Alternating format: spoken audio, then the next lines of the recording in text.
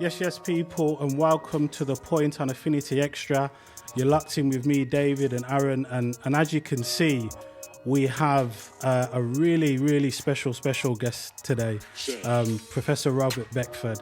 Now, before we get into it, I just need to introduce Professor Beckford. Now, I don't know, I think we might even need a separate podcast to introduce who he is.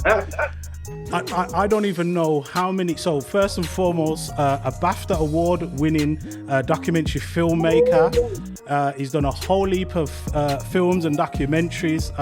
I forget how many he's done. He's an author. Again, I forget how many books he's written to date. I know his most recent book is Decolonizing Gospel Music, I believe, which is out now. He's also a professor, I believe, still at Winchester University. Also does bits and visiting professor at the Queen's Theological Foundation. He was my professor, I must say, yeah. And I was about to say, you know when artists say your favorite rapper's favorite rapper is your favorite professor's favorite professor. There we go. I mean, the list goes on a leading voice in Black theology here in the UK. Really prominent in a whole heap of stuff that he's done.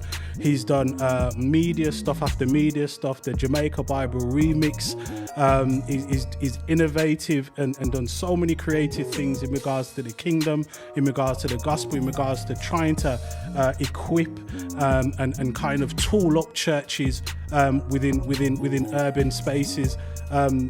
I could go on. Is married, and all the rest of it. Even was it last year? Listening to the podcast he'd done with his wife, where they're kind of juxtaposing about has Black people in Britain benefited in regards to the Windrush generation, and so I could go on. As I said, we've only got limited time, and I'm so blessed and privileged that he's agreed to join us here for an amazing conversation. Aaron, I don't know, is there anything else I've missed? I'm sure I've missed a few things out. All right, cool. So listen. I have to go into my personal bag here. Okay. So my introduction to Black British theology was through Beckford. Right. He won't remember this, well, what he might do, but there was a lady by the name of Esther Bonsu, and she ran an online event called the Runaways, and she had Dr. Beckford as one of the speakers, and I was watching them and listening, and I was like, yeah. I was like, yeah, that's talking to me, because for my BA, I did it at Spurgeon's College, and they don't emphasize or comment really on Black theology, Black liberational theology in an extensive manner. And for my BA dissertation, I was looking at why do Black youth in Britain don't follow Christ, debunking the myth that Christianity is the white man's religion. Right. And when I was hearing Beckford speak, I was like, yeah, that's speaking to me. And then he advertised the Queen's Foundation MA program in Black theology, transformative practice, and I was like, yeah, I'm doing that. Right, so that's a personal, salutary comment. There we go. Yeah. So Professor, we have to take time to big you up. You know how it is. We have to take time. Thank you. Appreciate it. I appreciate it. Look, it's also a pleasure being on your show, because like I said earlier, when the superintendent asked me to make some time, I made sure I made some time, and I've always got time for former students. Aaron was one of both of you were brilliant students at the Queen's Foundation, and we're hoping you both come back for PhDs as well at sometime in the future as well. So look, the pleasure is mine, and I'm saying yes from now. Saying yes from now. And I'm really appreciative of the introduction as well, and I'm looking forward to the time that we have now to break some bread and to get into some deep meat in terms of ideas. Yeah. Bless you, man. Thank you. So just before we even get into it, just one of the things we always do, we just like to check in. How's the week been? Is there anything that you've been listening to? Anything that you've been watching? And that's just kind of how we like to do. Just so, is anything for both of us? What have you been watching or listening to over the past week? Well, I've been following the Church of England's advisory board to the church commissioners regarding their £100 million fund for compensation fund or investment fund, depending on what you want to call it, for their engagement with transatlantic chattel slave trade. That's been interesting. Their press conferences on Monday were really interesting to see and to engage with, and I'm going to be doing some work over the weekend on BBC Radio talking about that. In terms of listening, I heard the new Gets album. Gets? Yes, Gets, as I've listened to some of his stuff, because some of his stuff covers gospel, church involvement. And then also Ray, when Ray won at the Brits this week, the singer Ray, you know, her background is Christian. She identifies as a Christian, and one of her tracks is a gospel song on Ray's album. So I downloaded that track to listen to. The rest of the album was cussing, effing and blinding. Just one gospel track on it. So I was wondering which church in London she took. That's it. You can cuss on a record, but I was pleased for her, because her story is quite fascinating in that she was dropped by the record label, released the material herself, and is now proven herself to be a super duper superstar in terms of writing and producing and singing songs. Okay. Big. That's good. Aaron, what about yourself? Yeah. Alright, cool. So, Fee, I actually have something, because Beckford, Doctor, so you won't know, I've been taking a break from social media, but I've been back on, been watching some interviews by some rappers. I've been watching a rapper called D1. Okay. He's a Christian Christian rapper, and basically he was talking about the difference between glorification and narration in rap music. Was that the one on Breakfast Club? That's it. Yeah. And then what I've been doing is I've been taking that model and listening to different rap music and seeing how some songs may glorify violence while others tend to narrate the story, saying this is what I did, this is what I've been through, but they're not necessarily glorifying it. So I've been looking at the difference between that. And just so you know, I'm an old school hip hop guy. You know, so I love the 80s, the 90s kind of hip hop era, the golden age, and I've just been listening to the differences between hip hop back then and hip hop now, and I've been enjoying it. Yeah, well, the difference is politics. There's no hip hop around today in the same way. You know, you might get a little bit from artists like Common, who might produce something that's really substantial, really critical. I can't think of too many who are out there who are popular in the mainstream, at least, who say anything, you know, meaningful about the politics. What's struck me is how many of the old school have become deeply right-wing. Look at Ice Cube, you know, on some of those right-wing talk shows, and you know, talking up a very right of centre agenda. And you know, your cousin Aaron, Kanye West, is really How did you know? He's really gone off the scale, you know. So I mean, but even so, there's still some brilliant lyricists out there, some brilliant poets. You know, that's one thing you can say about the art form, is that it's really a well of creative genius. Yeah. I'm gonna have to listen to Gets' new album, because I listened to his last one, or the one he done, and that was laden with some really golden stuff. I think Spiritual Warfare was one of my favorite tracks on that album, so I'm gonna have to listen to this one. So thanks for the heads up for that one. Yeah, there's some stuff on it. You know, he's West African. Well, he's Caribbean, isn't he? And there's some of the West African guys who've got in the church. Dave, there's a collective theme running through it with all the other stuff, to a degree, even Stormzy to a degree.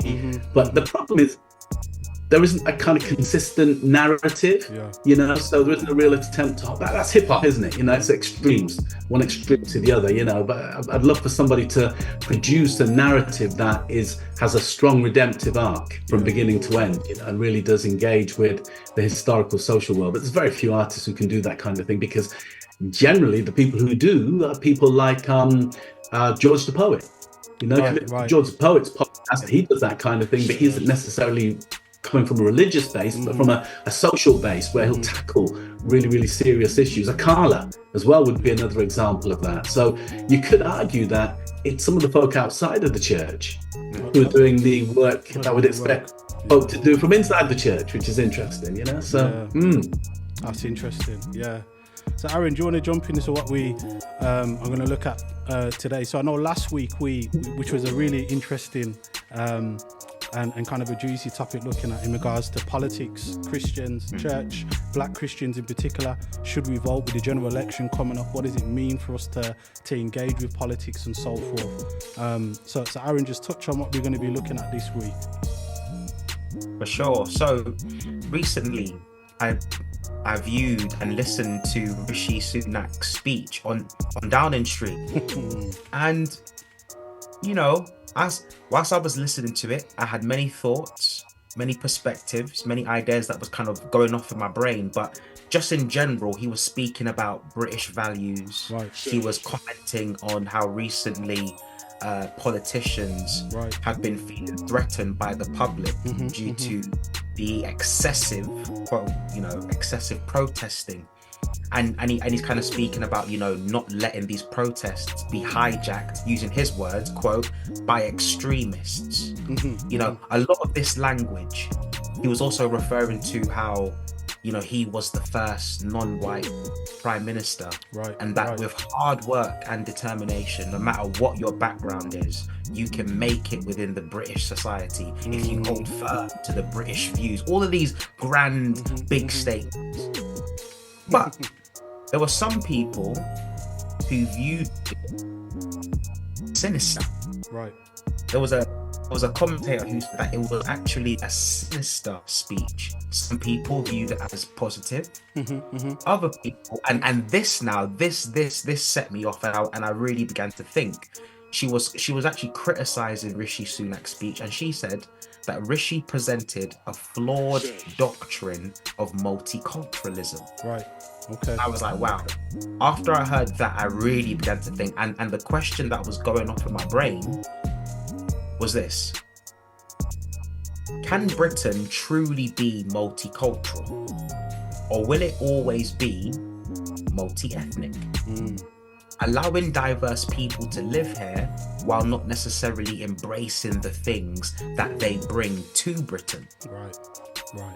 And and that's why we have the doc on, because, you know,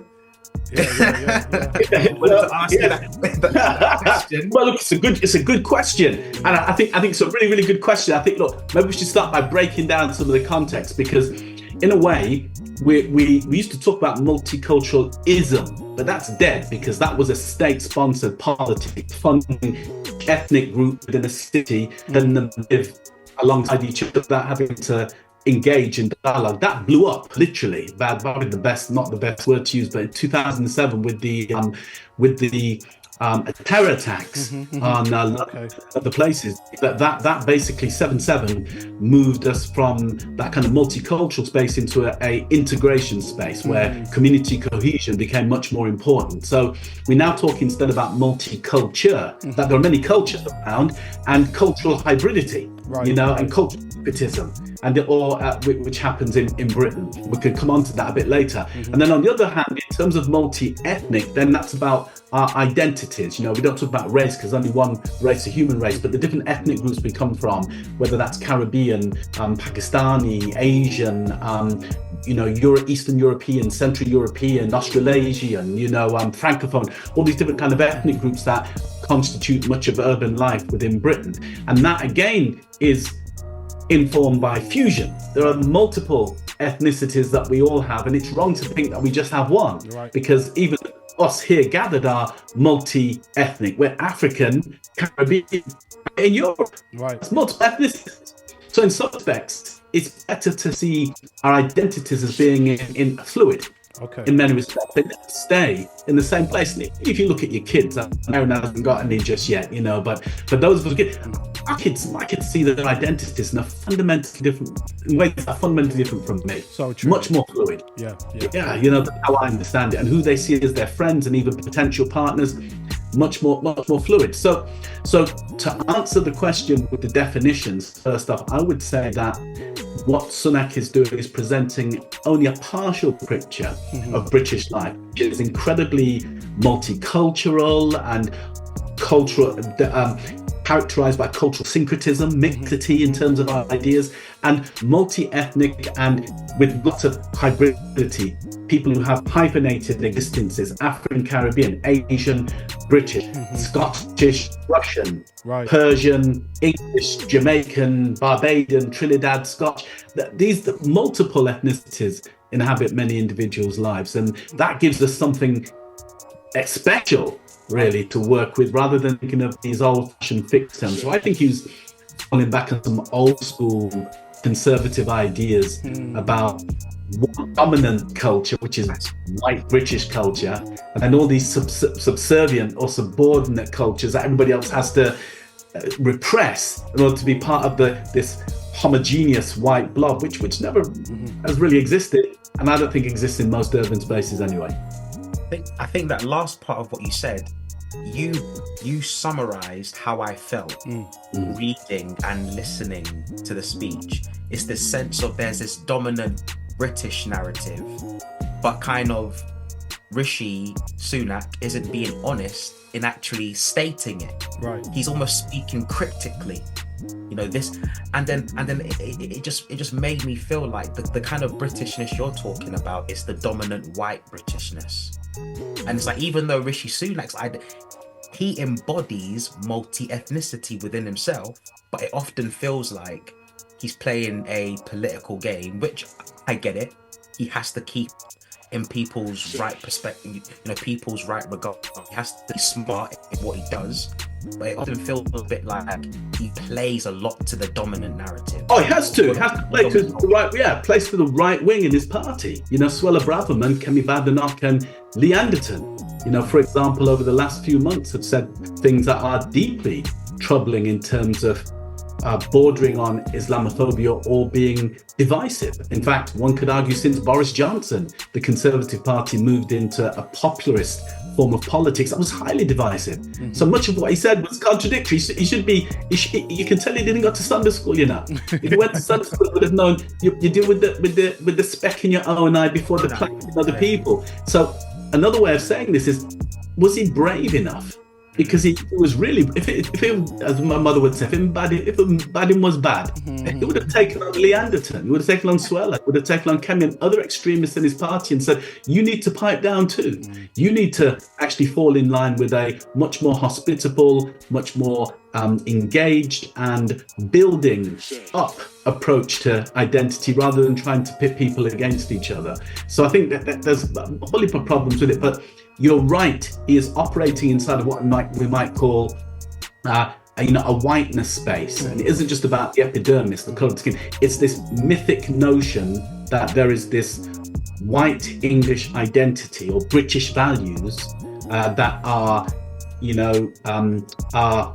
natural, have been there from the start, and that everybody can buy into. And as a consequence, there's only one way of being British, which is like this, which has never been the case. So Britain's always been a multicultural place from day one, different ethnic groups. And what they call British values, well, they're universal. And they're not even values, they're more aspirational, because you can't say that a British value is justice and say that to black people. Hold on a minute, do you know what happens to us in the criminal justice system every week? We don't get justice.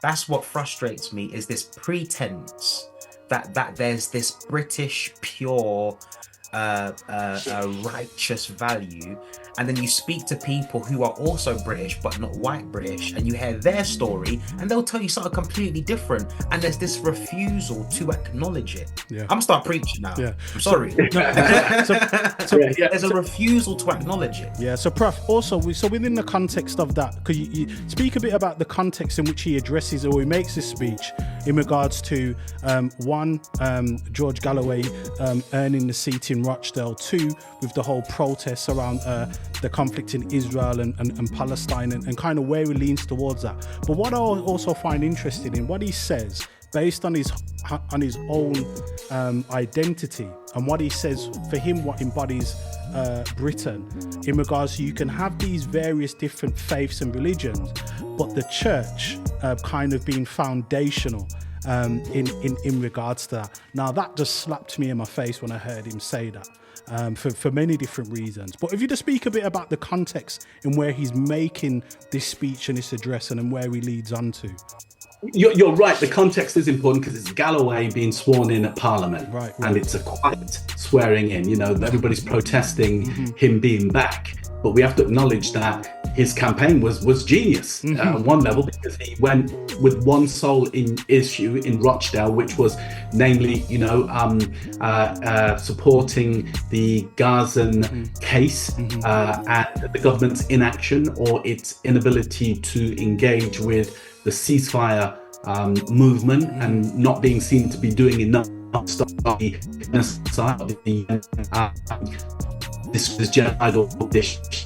So that's part of the back. And then as a consequence of that, having protesters, some of whom are Muslim, and some of whom, a very small percentage, would be seen as, radical groups, have been then protesting, rightly so, under British law. We have a democratic right to be able to protest. What's interesting, though, is the way in which that is being used then to suppress the criticism of the government and it turned into a form of anti-Semitism just by virtue of them protesting on the streets. Now, I mean, for us, it's a bit funny for us as black people because, listen, when there were National Front marching down the high street, marching in city centres and nothing, I didn't hear anybody stand up and say, this is a no-go area for black people. We were told to put up and shut up. So it's kind of interesting to see how that narrative has improved over time. The church bit, I think, is just, again, to appeal to the pillars of traditional life in Britain. Family, church, hard work, cornerstones of conservatism. So him appealing to the church is kind of, is traditional conservatism. The irony is, so few white people go to church. so he could be doing that in Nancy. He could be trying to suggest to Pentecostal folk, the African folk in London, that the church matters, or the Caribbean folk, because it's such a small percentage of people racialized as white going to church. That doesn't matter anymore. So I thought that was interesting. Maybe he was just gesturing to the values, what makes us, what holds us together. And for that, it's important, but he could have been much more conciliatory, more diplomatic and more holistic in his criticism. But because it was so partisan, I think it just exacerbates the situation, makes it worse, rather than bringing people together. And look, let's be honest, Rishi Sunak didn't study history at university. He didn't study philosophy. Man's a maths and a finance person. As a consequence of that, his grasp on history is probably the poorest that we've seen of a British Prime Minister in 20, 30, 40 years. It really is terrible, the things that he says about history. When he says we're not meant to be rewriting history. But that's the job of the historian. New material crops up, new ideas crop up. You got to rewrite it. That's the whole point. History has never been static. When he says, people want to unpick the past. Well, that's what we do in terms of history. That's partly theology as well. That's the liberal arts. Nothing stays, it's only fascist to think that it's fixed in stone. So his historiography is probably as poor as any politician I've heard since probably Donald Trump. It really is appalling. He probably needs to get some better historical advisors on board, because the extremity that he articulates makes him look stupid to anybody who hasn't taken, anybody who hasn't taken up to an GCSE history would know that that's how history evolves and develops. So those things are really important. But I think what we don't have in terms of African Caribbean church life is a response to it. Right. I would have liked to have seen what's the Evangelical Alliance doing? I know there are a couple of other minor groups, like the group that Wale leads or Richard Robinson. They need to be responding to that, because politics isn't just about the election once every so many years. It's about winning the battle of ideas. And if we don't have a public statement out there critiquing, then a lot of people think that's okay. And that's one of the things, just before, I don't know if he's going to add anything, Aaron, but that's one of the things that really gripes me when he spoke about the church kind of underpinning this sense of multicultural. And I'm like, hold on a minute. No, they haven't. If you're talking about the historic, traditional, established churches, no, you're not talking quite correct there. Because if anything, they were the ones who were against this idea and against this sense of synergy and coming together. So when he was saying that, I'm like, yeah, you're pandering. I don't know who you're pandering to, but it's not in regards to the wider ecclesia or to the wider church, and that's where it was quite problematic for me. Aaron, sorry, I don't know if you You're good. Go for it. Doc. Yeah, look, you're completely, again, we could say he didn't study history, he didn't study theology. Because if he'd known anything about the 1950s, 1960s and black church life, he'd know that the church was an anti-black space, mainstream churches. That's been the story. So again, we've got this, what the sociologist Paul Gilroy calls solipsism. He uses that to describe the institutionalization of ignorance. Right. When you're ignorant about your ignorance and it becomes normative. And that's the danger. You know, that alongside groups that are ideologically opposed, not being able to speak to each other, not able to agree to disagree. You know, I think those two things are the things that frighten me most. Just the fact that people don't want to know, don't want to search for the truth or opposing positions and work it out. I'm just happy to go with ignorance despite the evidence. Wow. Professor spitting, bruh. Yeah. Spitting. Yeah, and look, we have to deal with that in our churches as well, because we often get church people exactly the same way, who are unwilling to engage with the facts, engage with the data, but willing to go with, you know, some of the conspiracy theories that are out there, you know, and part of that is, I would argue, filtered in from North America to some of the religious broadcasting that you see. You know, I used to use the Bible app. You know, I thought it was quite useful every now and then. But then you start thinking, how many of the Bible app pieces do you hear them talk about justice? Yeah. I mean, I listened intensely one year to do a study on it, and it was once. Right. It was one in 1 year where one brother talked about justice. And then you're thinking, how many of these people are supporting Donald Trump? Most of these people are evangelical, charismatic Christians in America. These probably Trump supporters. So of course they're going to read the Bible in a certain way that doesn't engage with issues about the poor, issues about justice happening overseas, communally or retrospectively about justice and land. They're just talking about individual benefit, and that's Americana. So we've got to look at the way in which some of the Christian resources that inform church life, the media work, the songs that we sing, and that's a whole nother thing in terms of the hymnody, they promote a very individual, isolated, solipsistic commitment to faith that doesn't encourage people to think for themselves or think critically about what's happening in the world around them. So it's dangerous. It's dangerous. So almost the theological world reinforces this perception that we're speaking about now. It doesn't critique it, it doesn't challenge it, it simply repackages it and can do. It can do. It can do. And I think you've hit on a real dangerous spiral here, because in most mainstream Christian theologies in Britain, whether you're Baptist, Methodist, Anglican, with few exceptions, you know, the theology is anti-black. Right. You know, that's what we've been saying that for 200, 300 years. They're only just acknowledging it now, you know, and recognizing it might be a little bit of black theology here, whatever, but it's anti-black, and blackness inscribed in it. That gets passed on to the churches, then it becomes normative in the churches, and then the churches raise up people who then go to seminary. So consequently, we end up with this spiral where there's very little space for taking seriously diverse opinion perspectives of white people in Christian theology. That's in Britain, you know. I think it's much more a different case if you go to North America, and the way in which black and womanist, black feminist thought has impacted theological thinking, so that most people who are racialized as white in Christian theology in America and the mainstream understand these issues. It's not necessarily the case in Britain, you know, so consequently you still have people who will confuse.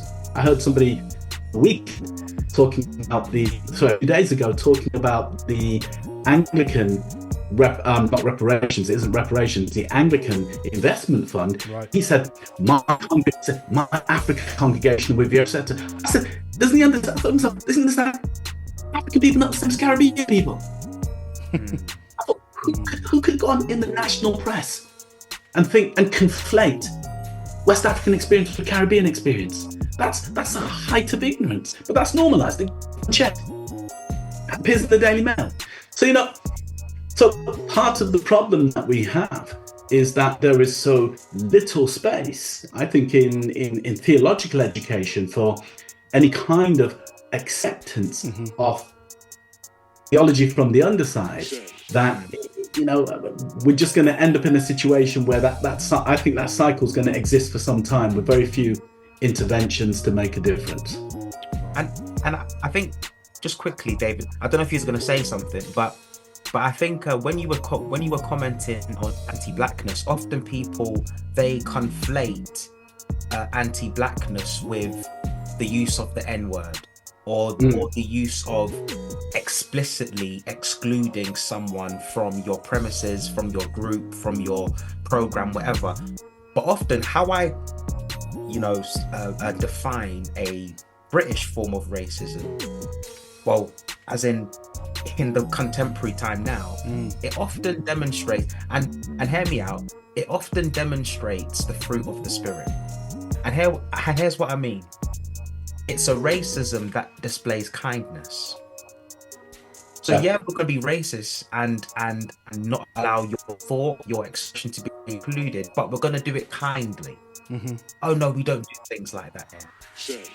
It's often a kind of racism that displays a peace about it. It hits gentle. It hits a gentle form of racism. And I think people mix and misunderstand how racism and anti-blackness can operate because they only see it as the use of the N-word. Look, I think you're completely right. And look, these things are worth talking about because it mads a lot of people. We've got to remember that, There's a lot of people call me all the time and they say this and this happened and I don't know how to make sense of it. And you have to talk to them about it, or they'll say, unfortunately, I'm off work sick because these things happened, or I'm traumatized by it. So we have to remember this is part of ministry, because people are talking about race. It's the world in which we live in, and people are suffering. We have to talk to people about these things so they understand it. I think you're completely right. Look, the N-word has been replaced by microaggressions and what some people call unconscious bias, but we're not sure how unconscious they are, because if they're there, they're conscious in some way. The old colour bar that my parents used to experience is now a culture bar. We don't really like it. For training ministry, you have to be the template for good Baptist ministry as a white middle class man. You've got to fit that template in some way or another. It happens in Anglicanism as well. So a lot of people don't get through their selection process because they think they can be themselves. No, you have to look at the white middle class person.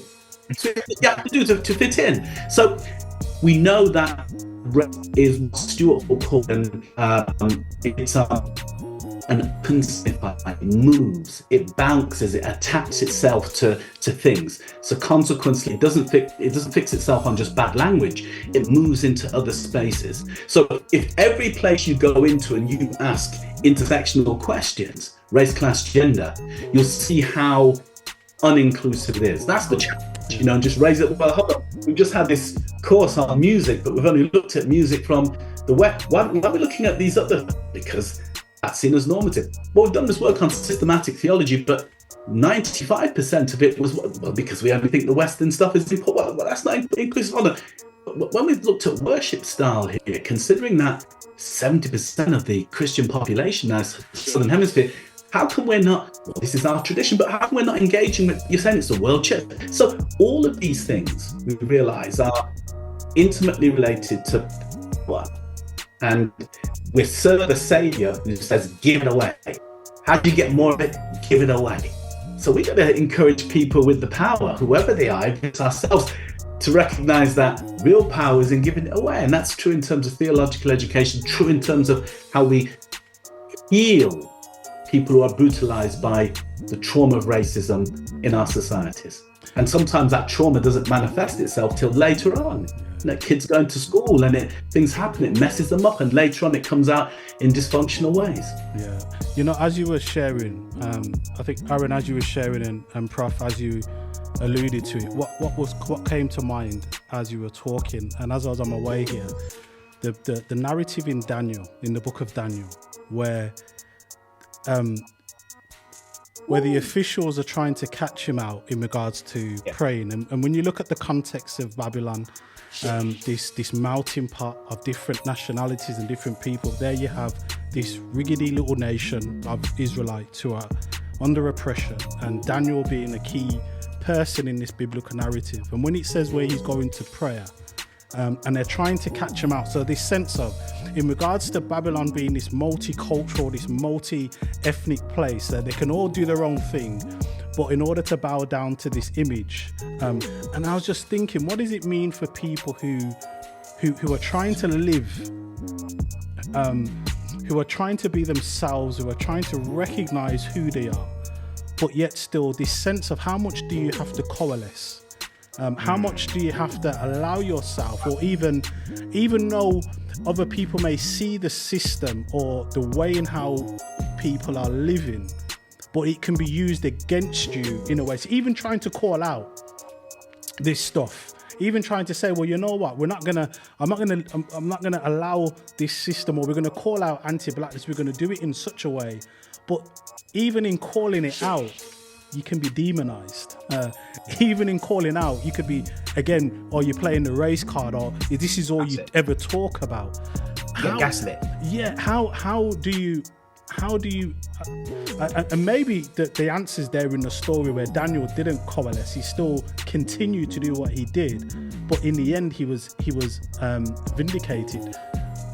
I don't know, how do we enable people to perhaps live? Yes, it's a good question. It's a good question. I'd say two things. First of all, there's more than one way of being black, and we have to accept that. Right. You know, and that happens within our communities, happens within our families. So, for example, if you look at my sister and her book, The Model Black, which is really about how black people succeed in mainstream institutions in Britain by developing strategies that we back in the day would say were, you know, house Negro strategies or coconut strategies, or, you know, strategies for keeping your head down, saying nothing. But she described them in much more sophisticated, less pejorative ways, strategies of surviving within the mainstream without basically causing any stir, and she calls it the model black. And at the end of the book, there's a dialogue between the model black perspective, which she has inhabited for most of her working life, and with a radical black perspective, which is me. Okay. You know, we have a discussion at the end of the chapter, the book, which is about two different perspectives. So, you know, I've got to acknowledge and accept that there are, within my family, different ways in which people have explored what it means to be black. But my approach has always been a radical approach, because it's a calling, you know? So I don't see it as a choice. It's a calling. It could be genetic. You know, my grandmother on my mother's side is from the Portland Maroons. So maybe part of it is in my DNA, that fighting system is what's been genetically modified in me from slave and colonial times. I just don't know. That could be part of it. But the other part of it is faith. And faith says that we're here to shepherd people. We're here to feed the sheep, like Jesus said, and we're here to transform the world. And what we've come to know in this highly technological age in which we live is that means dealing not only with individuals, but institutions, structures, processes, and systems. And that means ministry becomes much more different. You know, you might, you know, people tweet now and put things up online, because that's just as powerful as the sermon in some respects. But that doesn't deny the many different layers and areas where we have to engage. And I think if you're not getting criticism, you should be worried. That would be my thing, because to fight for justice in a sinful world means you're going against the grain, and therefore all the forces of darkness and of wickedness are going to come out against you. All the people who oppose God's freedom, justice, and equality are going to come after you, because it weakens them. So for me, I would not expect anything else. Look, I heard the other day that David Olusoga, the historian, has to go everywhere with a bodyguard. Wow. You know, the historian. Why? Because he's challenged the idea that British history was benevolent. You know, for generations, English children were raised on the idea that they went into darkest Africa, rescued the savages. and taught them how to be Christian on slave plantations, and then graciously after slavery gave them the opportunity to have their lands back. And now they run them inefficiently, isn't it? But we were so benevolent. Remember that growing up, we gave away our empire. Well, historians have unpicked that and said it's not the case. That your own data doesn't show that, and means he risks his life every time he goes on the street. That's a historian. So it's part and parcel of the process of resisting, of changing the tide in the way in which people think. Some people will always find it difficult to accept change, and even more so to accept change if it's coming at you from a black face. Yeah. And so one of the things I think, what you were saying there was so rich. So as last week, me and Aaron as we were talking, and obviously we know the difference between us, between ourselves in regards to generation. Aaron is trying to beg to be a millennial. He's not. He's a Gen. Well, no, he said he had to give in to the fact that he is now a Gen Zer. And I'm not now a Gen Z. I just found out I'm borderline. See, I never knew. He said he's borderline. He's 100%. He's 100% Gen Z. But what we were saying is just the way in how his generation, Gen Z, and how they see the world around them is very different, especially in regards to justice, especially in regards to also him being a young minister in training in Christian. How he approaches ministry is completely different to those of my generation and even older. So what would be your I suppose advice, even just for either for new Christians or for Christians that have been Christian for longer than Jesus has been? How do they really engage in pushing back a lot of the stuff that not only is Rishi saying, but also in regards to how do we combat this idea of multiculturalism and multi-ethnicity? That's only how it's constructed is this kind of pie in the sky thing, and Britain is so great, but people's daily life doesn't feel that. People are challenged. Yeah. Does that make sense? I think it's a great question. I think there's two easy answers. One is people just need to study. Right. Okay. Part of the problem is that, and you to an exception, is that most clergy who are black clergy in Britain haven't studied theology. Right. It's the only profession where you don't need a qualification on paper to go and do the job. And it's a professional role. And I think part of our disadvantage has been that we just haven't trained enough people up to a decent standard to be able to hold a meaningful conversation about these issues. That's something we've got to rectify. A higher standard of clergy learning has profound impacts on how churches respond to social crises. So if you look at Gaza, most of the material I've seen coming out of churches have been African-American churches, church boards where people have responded with letters or with protest statements about what's taking place. Black church in Britain have been relatively quiet in terms of the national scene. There have been individual things happening in churches, but national, and that's partly due to learning more than anything else, studying the political process. So I would say folk like Aaron are in a very strong position in that he has put himself in the place to study and to be approved, a work person who need not be ashamed, rightly dividing the word of truth. The challenge, though, for Aaron is he has to pull up another 10, 15, 20 young people along with him. Right. So his journey has to become normative. Right. He has to now ensure that there are brothers and sisters in Christ who, when they come to him and say, what must I do to be saved? He says, you need to go and study. And if it's black people, will always say two things to you, Aaron. They say, how much is it going to cost? How much is it going to say that to me now? I'm telling you, nobody racialized as white ever says, I'm going to go. Honestly, seriously, I was listening. And they're saying, and it always asks people, how long and how much? And there's particular reasons for that. It's not necessarily bad, but there are particular reasons for that. So I think that's the first thing that's really, really, really important. The second thing is we have to reevaluate what it means to be prophetic. Right. This has been another problem related to the first one is most people think prophecy is clairvoyancy. What's going to happen in the future? Look online. Prophetic meeting this, prophetic deliverance this, prophetic whatever.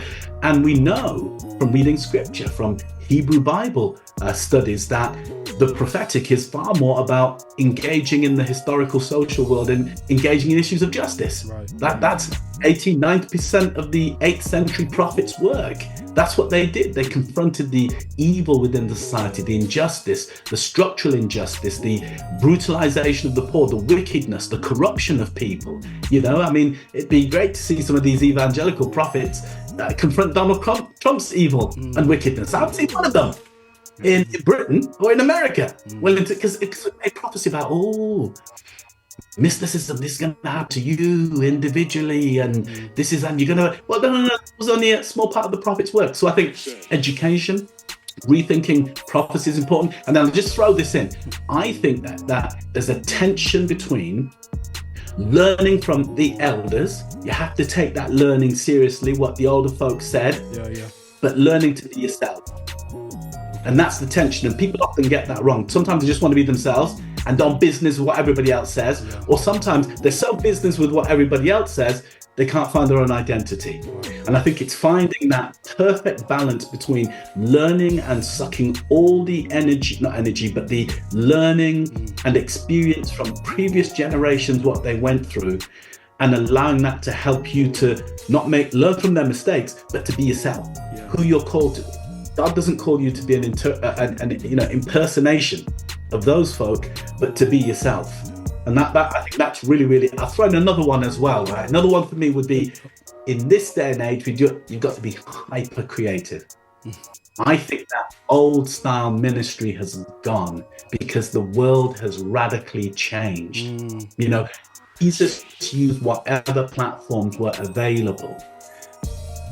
Sermon on the Mount, on the mountaintop.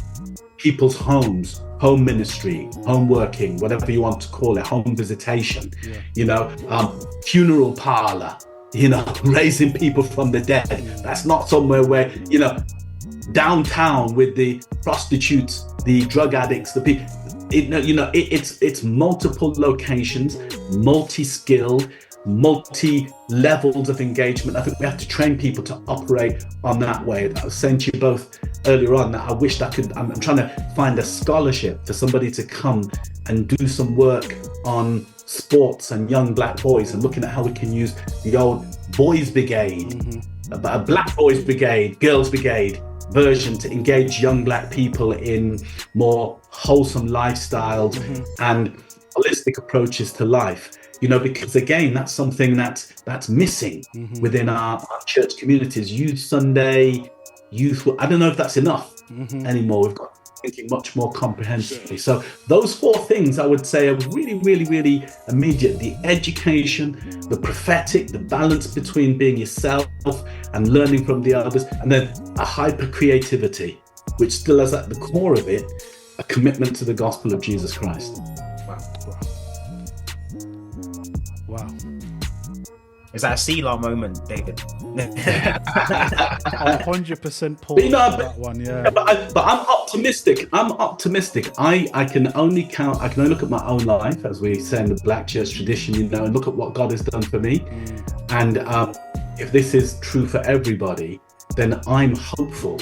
But I think we still got to do the work of faith, which means initially, training people up, arming people and equipping people to go and then see what God can do after that. Wow. I just want to quote, this might be the final thing I say, but I want to quote the prophet Getz. Getz said this. He said, "Look in the mirror, I see King, I see me." And I know for me, man, the reason why black theology, the reason why hip hop, the reason why I love it and I defend it with all of my being is because theology wasn't necessarily about learning a skill. Me being a poet wasn't necessarily about me being skillful in communicating words. it led me to love and embrace myself.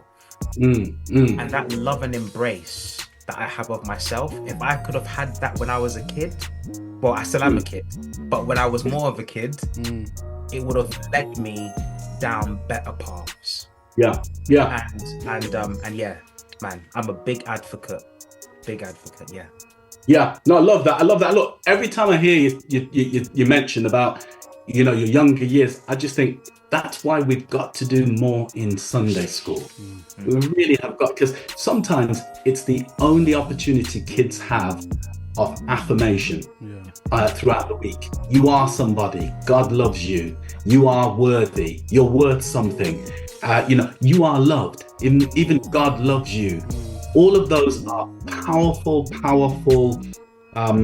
statements that transform individual lives, and we cannot forget that. You know, that's why I'm such a fan of Sunday schools in churches, just because of what they can accomplish just by affirming young lives. And we should never forget that. You know, the new book I'm writing at the moment, which is about restorative justice, I tell one of the stories about Sister Nanton in Sunday school, and just one of the stories that was told in such a way that it made me think about reparations, you know, whether she was signifying on reparations because of it. But that's just the storytelling. The other part of it was somebody who invested in empowering children and making us feel special in a world that didn't do that, you know, and even that can be sufficient, you know, can be life-giving in itself. So again, you know, alongside everything else, I would say, you know, we have work to do in terms of just affirming those children on a Sunday. It's biblical. We're sowing seeds. We'll sow the seeds. Let God water it and let it grow. But if we're not sowing the seeds, we're going to be in trouble. Wow. That might be a good place to end on. But I know you mentioned, Prof, about the book that you're writing. Is there anything else that you're doing at the moment that we can kind of check out? I know there's a whole heap you're doing. Couple things happening. I don't know when it goes out, but in 22nd of March, there's an event online on truth-telling about the history of Anglicanism. You can see the details on Eventbrite. It's part of a project at the University of Liverpool with the Anglican Church's Racial Justice Unit, where they have, I think, 4 speakers on the night, including Catherine Hall, the historian, Stuart Hall's partner. Stuart Hall is obviously deceased. Myself, and then also Professor Stephen Small, who's at UCLA Berkeley, and a couple of others who'll be speaking about Anglican Church history in terms of its entanglement with transatlantic chattel slave trade. Also, later on in the month, probably early April, BBC World Service have a documentary coming out, which is called, my title is this, they might change it, you know, because they always change my title. My title is My Surname Righteous? And I'm asking the question, if our surnames are slave names and they're brands and they're impositions and they're impositions and they were done in the most horrific and brutal of circumstances, can we atone them? Can they be redeemed? Or do they always signify a oppressive history that cannot be redeemed? And therefore we have to change them. So I'm working on that at the moment. We're recording next week and the week after, and that will be out on BBC World Service around then. And my current book is still out. It was only published in November last year, which is documentary. No, it's called, that's the previous one. It's called Decolonizing Contemporary Gospel Music Through Praxis, Handsworth Revolutions. That's still out there at this particular point in time on sale. And the new work I'm working on at the moment is on reparations and looking at how reparations should work within the British context. And then finally, for those of you who like church music, I'm working with a church artists around the world on praise and worship songs that engage with the whole of the social world. And this is a project funded by Christian Aid. And the first song was released 2 weeks ago. It's called Everything Is Yours by Jake Isaac. And you can download it on iTunes and all the other usual places where you get music. And this song is about climate justice and racial justice and folds them into a praise and worship song. We have another one that we're working on with an African artist and a Caribbean artist, which will be out sometime down the road. But that's the way in which we're trying to change the way in which people worship and have worship songs that praise God, everything is yours. Therefore, we have to make a difference in terms of the war taking place, the famine, the destruction of the environment. We have to not only pray about it, but be active agents of change in this world. So those are some of the things that are going on at the moment. But there's always stuff that gets in the way, slows you down, especially if you've got a family. And as you get older as well, I'm 59 this year, so this is the first year I've started to feel the bones start to creak, you know. Getting a bit older, you know. It catches up with you eventually. Cod liver oil. I know, cod liver oil. 17. You know, the funny thing is, you know, when I was growing up, I used to come home from school and my dad would be in bed from like 7:30. And I think, what's he doing now? I thought, what a waste, man. You know, come on, he'd have his food, his big pot of Jamaican food or whatever, right? He'd have his shower and then he'd be in bed. And I thought, you know, it's manual labor or whatever, you know what I mean? But I always used to look at him and think, I'd never be like that. Boy, sir, when you get to 59, you know, once the day's done, you think, well, I can read for a couple of hours in bed and then you fall asleep. Close your eyes, it's 1 o'clock and you say, 1 o'clock, I already go back to sleep. So I'm where my dad was, you know. So yeah, so as you get older, you have these great plans, but it becomes harder to see them through. But I'm grateful to God, and what I would say to all the listeners is, you know, I'm a great believer that, you know, this you know, it's one life we have here on earth. It is preparation for the next, but that doesn't mean that we just concentrate on the next life. We do everything possible in this life to transform the way the world is for other people. That's fundamentally important. Amen. And also the links for the book will be in the description as well. So if anyone interested in the book, check out the link, and also we'll put the link in for the song as well from Jake Isaac. So yeah, again, thank you so much for taking the time out to be with us. Honestly, it's been such a blessing. Really grateful for your time and just the gems that you've dropped today, and we've thoroughly enjoyed it. With no doubt, hopefully you'll make some more time, because we're going to ask you to come back definitely to dive into other topics as well. And just to tease out some of the stuff that you spoke about. And I'm particularly interested in that work you're doing around the surname and stuff around that. Can it be atoned and can it be redeemed? Yep. And what does that mean? That will be a good one for me. So thank you.